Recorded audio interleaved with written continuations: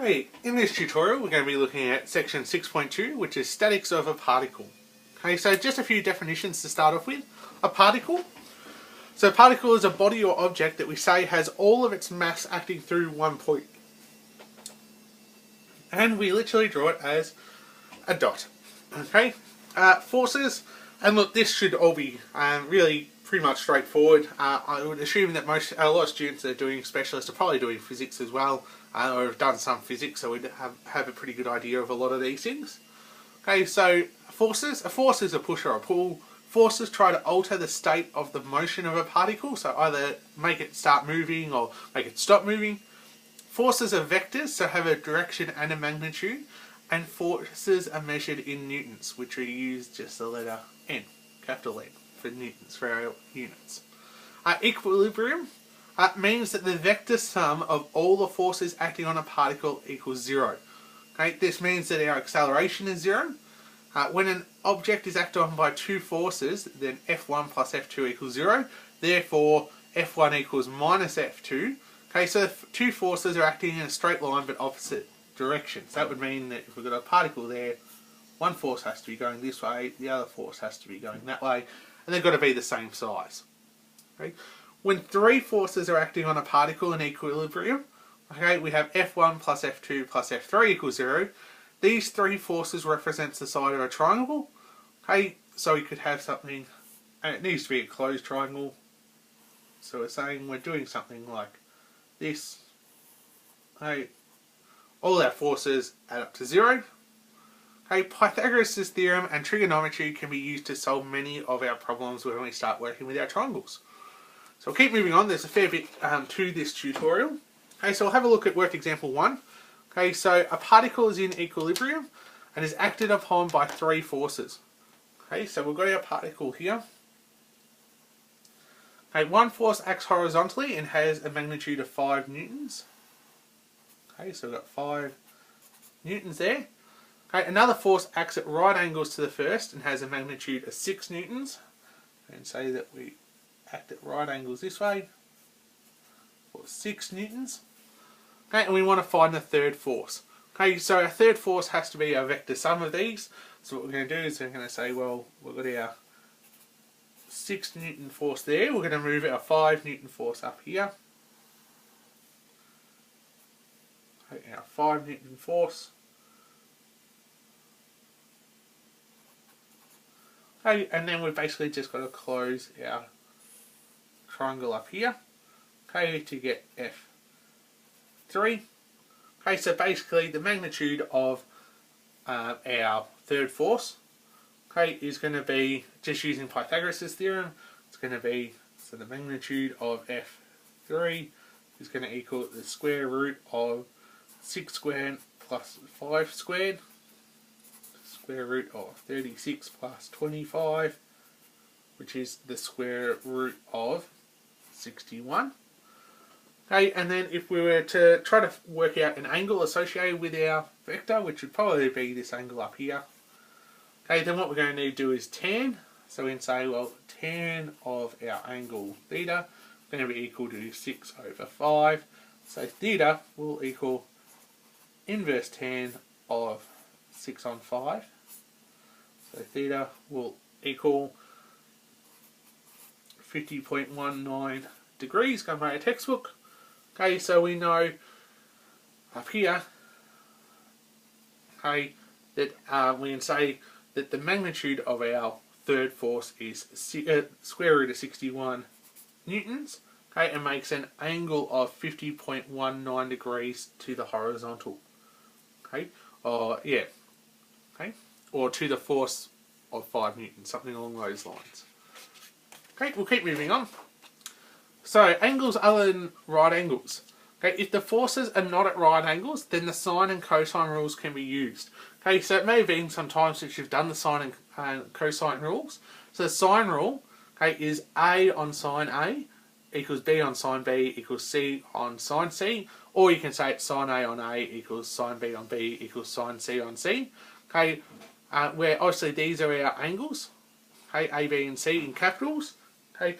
A, B and C lowercase is the side of our triangle opposite our angles. So for example, we have a triangle here, we say that's A, that's B, that's C, those are angles, and that would be A, this would be B, and that would be C. Okay, got to be opposite. Same applies to the cosine rule. It looks somewhat similar to Pythagoras' theorem, but a little bit different. It's A squared equals B squared plus C squared minus 2BC cos of A. Okay, so they're our sine rule and our cosine rule. So having a look at work example 2, okay, we're saying a particle is in equilibrium, is acted upon by 3 forces. The first acts horizontally with the magnitude of 5 newtons. Okay, so we've got a 5 Newton force. Okay, the second acts at an angle of 60 degrees to the first with a magnitude of 6 newtons. Bring that up there and say, well, that's 60 degrees, and that's 6 newtons. I'm going to go find the third force. Okay, so what we're going to do is we're going to move this vector down there. So bring this one here. Okay, I'll bring this one back down there. Okay, this was, so that's our 5 newtons. This is our 6 newtons. Now we know if we kept on extending this up that that's 60 degrees. So that means that in here has to be 120 degrees. So just be careful with that. Okay, and then we need our other force coming down this way. Say F3. Okay, so this is where we can use our sine and cosine rules. Okay, so what we're going to do is go start with the cosine to get our magnitude of our vector. So we say, well, magnitude of F3 squared, okay, equals our other two sides, so 6 squared plus 5 squared minus 2 times 6 times 5 cos of 120, okay, because that was our angle there. Okay, when we do that, we find that the magnitude of F3 squared equals 91. Okay, so when we actually do this equals 91. Okay, which means that the magnitude of F3, our third force, is square root of 91. Okay, we would need though some other angle. Okay, they go for the angle up here. Okay, which makes sense, that's to the horizontal. Okay, so what we can do is say that F3 on sine of 120 degrees is going to equal our 6 over sine of our angle. Okay, so that means that sine of our angle, okay, if we rearrange this, okay, so sine of our angle will equal our 6 sine of 120 divided by F3, just doing some rearranging. Okay, and we know F3 was root 91. So, sorry, I'll come up here. Sine of our angle equals 6 sine of 120 over root 91. Okay, so we need to do inverse sine of 6 sine of 120 over root 91 will give us theta. Okay, and look, this is just calculator work whenever you get to this sort of stage. So theta is going to equal 33 degrees. Okay, so then we know our third force has a magnitude of root 91 newtons, okay, and acts at an angle of 33 degrees to the horizontal. Okay, so we keep moving on. Okay, so we need to talk about Lamy's theorem. So if 3 concurrent forces act on a body in equilibrium, then the magnitude of each force is proportional to the sine of the angle between the other two forces. So essentially it's just a sine rule. Okay, but our triangle is broken down so that we are just looking from a point here. So we say that F1 on sine of alpha equals F2 on sine of beta equals F3 on sine of gamma. Okay, so it's really just a reworking of the sine rule. Okay, the weight force, so mass and weight are different, Mass is the amount of substance of an object and is a scalar. Weight is a vector quantity and is the downward force exerted in a gravitational field on a particle. Okay, so our mass stays the same, but our weight is going to be dependent on where we are. So for example, our weight is less on the moon because the gravitational field strength is less. If we went to Jupiter, say, our weight would be a lot bigger because our gravitational field strength is a lot bigger. Okay? So weight force is found by using mg. So m is just our mass, g is our force due to gravity, or our gravitational field strength, okay, and we use the value of 9.8 meters per second squared, okay, which is the same as our acceleration due to gravity. Okay, we need to talk about tension. So a string has a tension in it denoted by T, okay, and it acts in both directions, and the tension is the same at all points along our string. The tension is unaffected if the string passes over a smooth pulley or hook. So whenever we talk smooth, we mean that there's no friction. They also talk about the fact that our strings can't stretch or anything like that either. Okay. So we'll move on and have a look at worked example 3. Okay. So a particle of mass 20 kilos is supported by two strings of length 12 centimeters and 9 centimeters. The ends of each string is attached to two fixed points 15 centimeters apart on the same horizontal level. Okay, find the tensions in the string. Okay, so what we're saying is we've got, okay, say a roof, something like that. Okay, we've got one string attached here, okay, which we'll say is our 12 centimeter one. Okay, we have another one up here. Okay, that's our 9 centimeter one. So that's going to be 12 centimeters along there. This is 9 centimeters, and this one is our 15 centimeters. Okay, and we have a 20 kilo mass here, and on the end. Okay, so there's a few more questions like this coming up, but these type of questions we need to get good at because they are going to actually come up on a lot of different SACs and exams, things like that.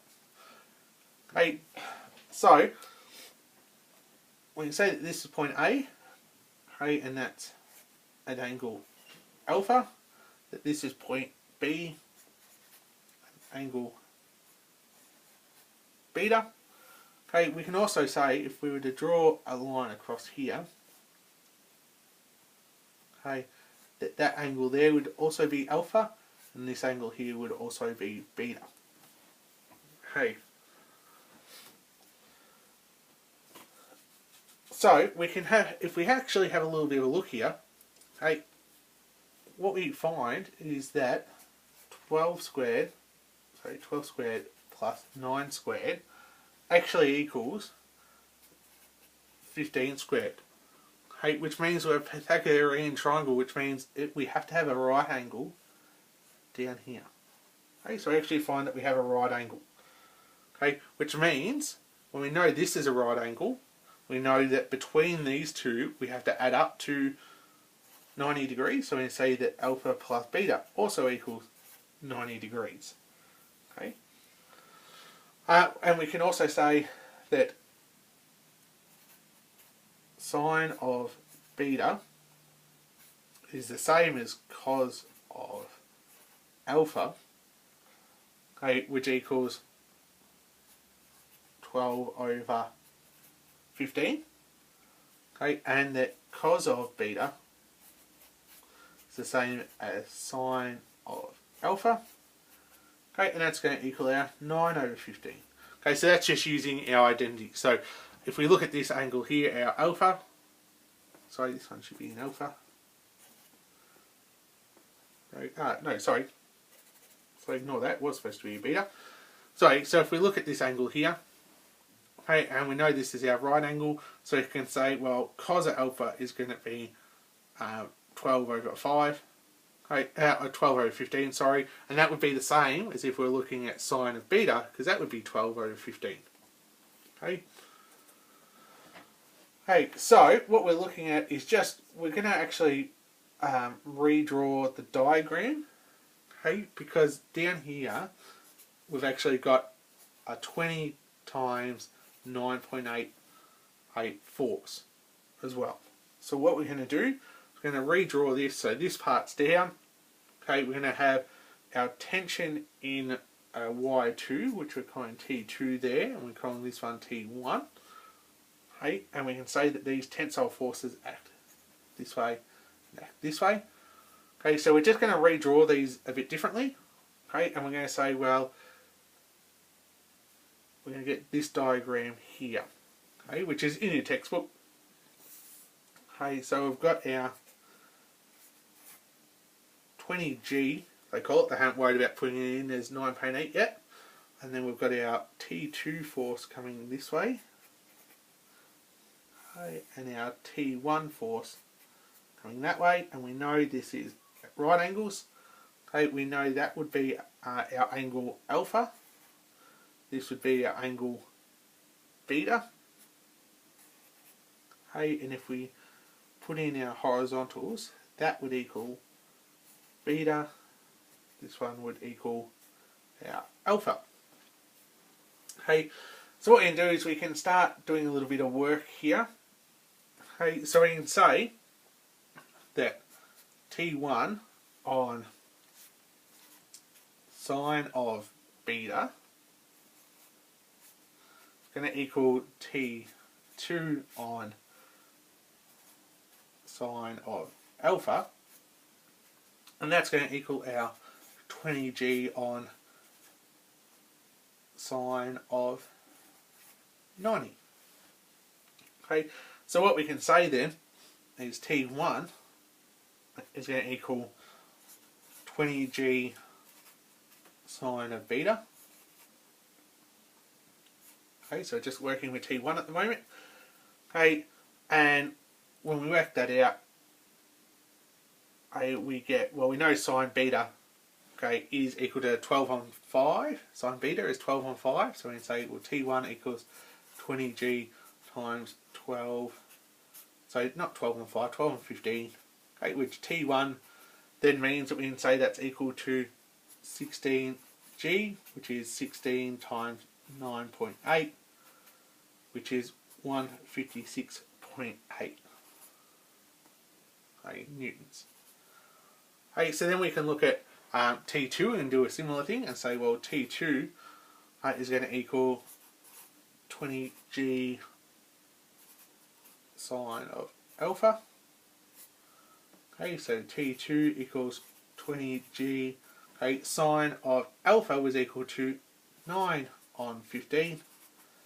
Okay, so we say T2, our second tension, is going to be 12G, which is 12 times 9.8, which equals 117.6 newtons. Okay, so we can say then that our tension in our 9 centimetre string, well, that's our 156.8 newtons, so that's in our 9 centimetre string. In our 12 centimetre string, our force is a bit less at 117.6 newtons. Okay, so we'll keep moving on, okay, because we still have a little bit to get through. Okay, resolving forces. An alternative method to Lamy's theorem is using the method of resolving forces. So resolving forces mean breaking it down into vertical and horizontal components. Okay, remember I is the unit vector in the x direction and j is in the y direction. So which means if we had this little diagram here, okay, so we've got some force F, okay, we can say then that we'd have F cos of theta, if in here is theta, okay, I plus F sine theta j.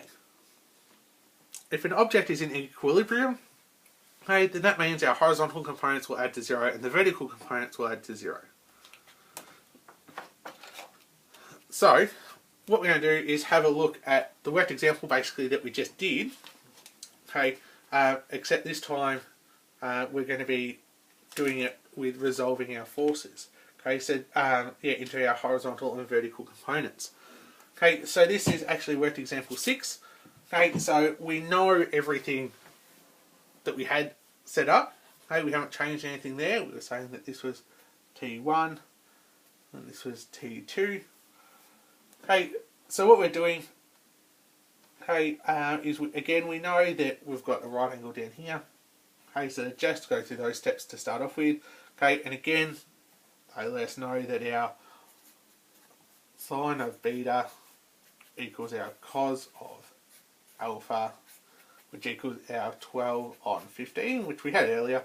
And then we also know that our cos of beta equals our sine of alpha, which equals 9 on 15. Okay, so what we're going to do is we're going to actually resolve our forces. So I'm just going to draw our picture out a bit bigger. Okay, we know this is our right angle, that's 15, that's 12, that's 9. Okay, and remember this is our T1 and this is our T2. Okay, so we could resolve this force, our T2, into a horizontal and a vertical component.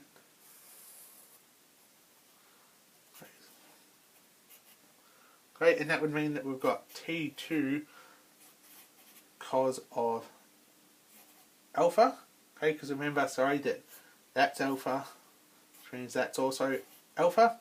And then this one would be our T2 sine of alpha. Okay, and we can come this way as well. Do the same thing. A force this way and a force this way. So this one again is going to be beta down here because it was beta up here. Okay, so this one's going to be T1 cos of beta. And this one's going to be T1 sine of beta. Okay, so we know that these have to cancel out and these have to cancel out. Okay, so we're looking here, we're going to worry about this one first.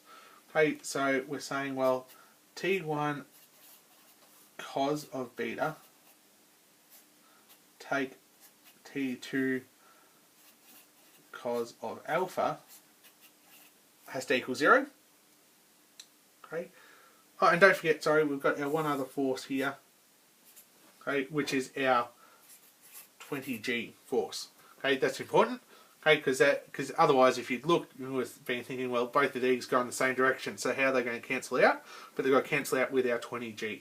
So basically, we're saying if our other equation that we can use is that our T2 sine alpha plus T1 sine beta minus our 20G has to equal 0. Okay, so basically we're saying this is equation 1, this is equation 2. Okay, so we also need to be thinking about our trigonometric ratios that we had, which was 9 T2 on 15 minus our 12 T2 on 15 equals 0.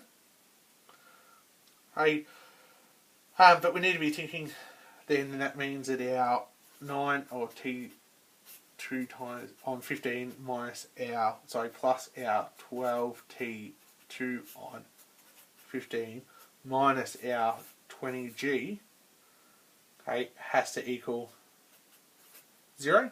Okay, so that's just remembering that we had our cos of beta was our 9 on 15, our cos of alpha was 12 on 15, so that's just using these into these equations. Okay, so we've got our two equations there.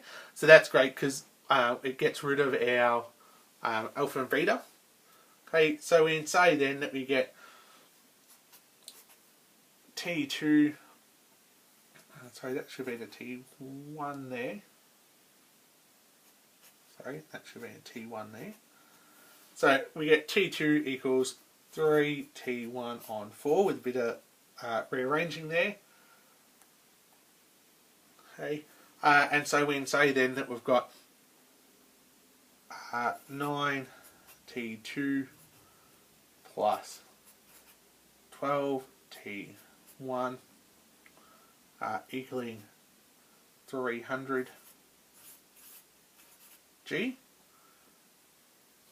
Okay, so we've just been doing a little bit of work here. So this is equation, if you like, equation 1 and equation 2 again. Rearranging equation 1 gives us that. Rearranging equation 2 gives us that.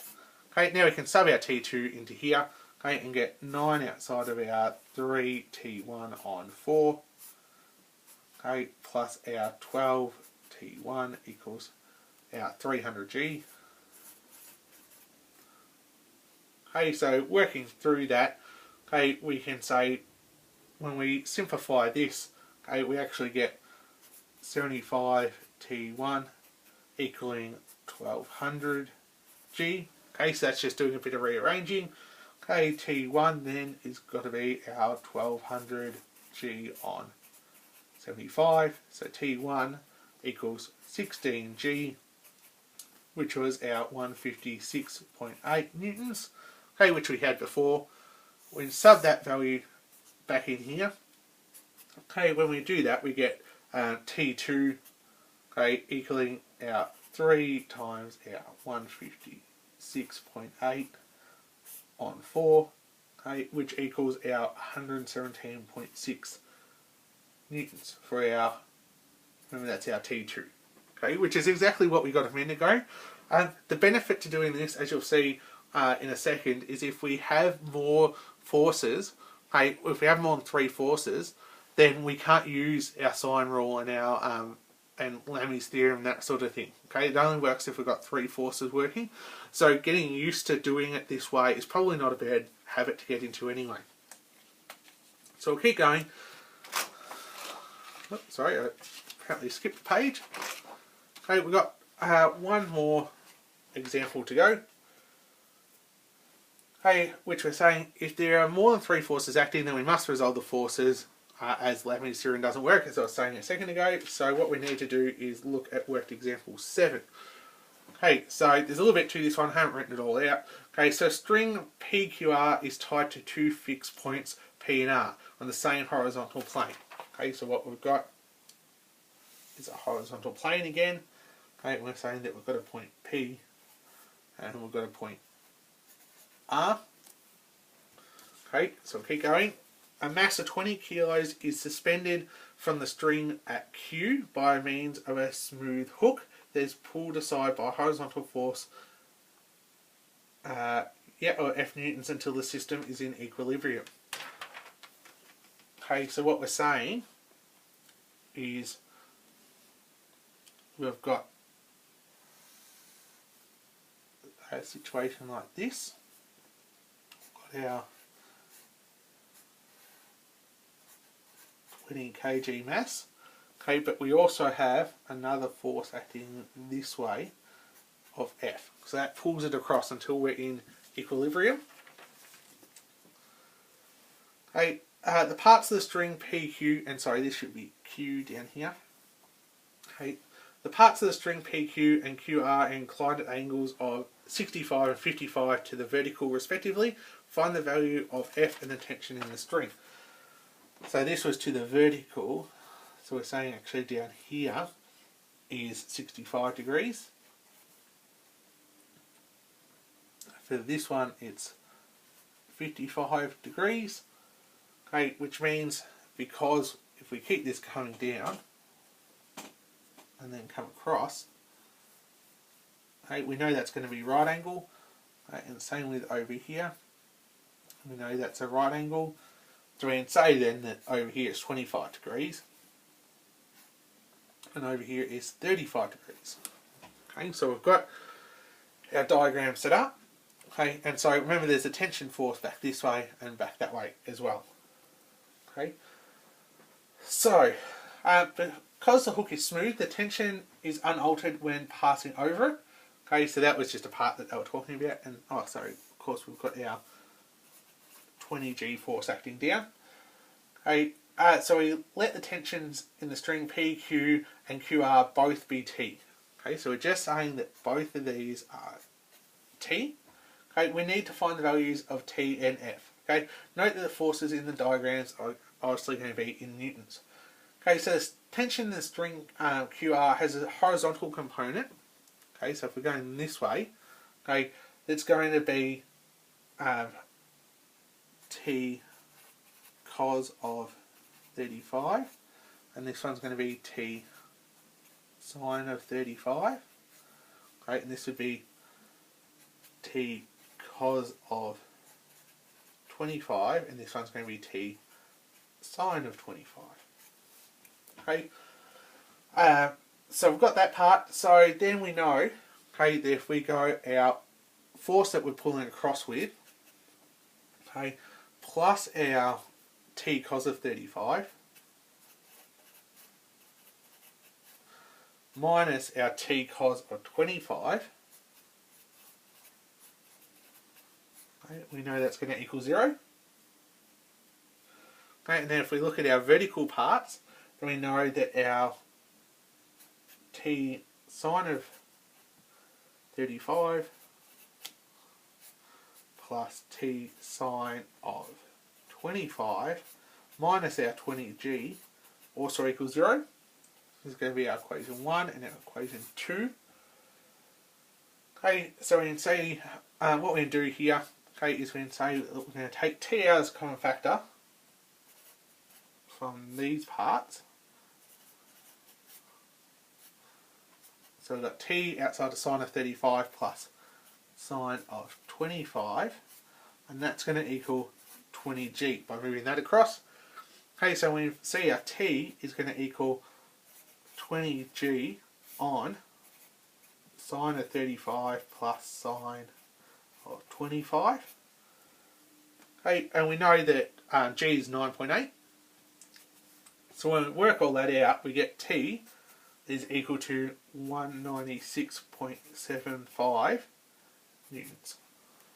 Okay, so tension in both our strings is 196.75 newtons. Okay, so now we can work out our F, because we know our F then, okay, is going to equal t cos of 25 minus t cos of 35. So F is going to equal our 196.75 times cos of 25 take cos of 35. Okay, just taking t out as a common factor as well there. Okay, so when we run through that, okay, work it out, okay, we get that F is equal to 17.15 newtons. Okay, so look, I know there was quite a lot in this tutorial. It was probably one of the longest ones I've done. Okay, and there's also a couple of other worked examples that I didn't go through either that you would have noticed, so it's probably worthwhile having a look at those also, because there is a little bit to these questions, and it is something that you need to get reasonably good at for our SACs and exams.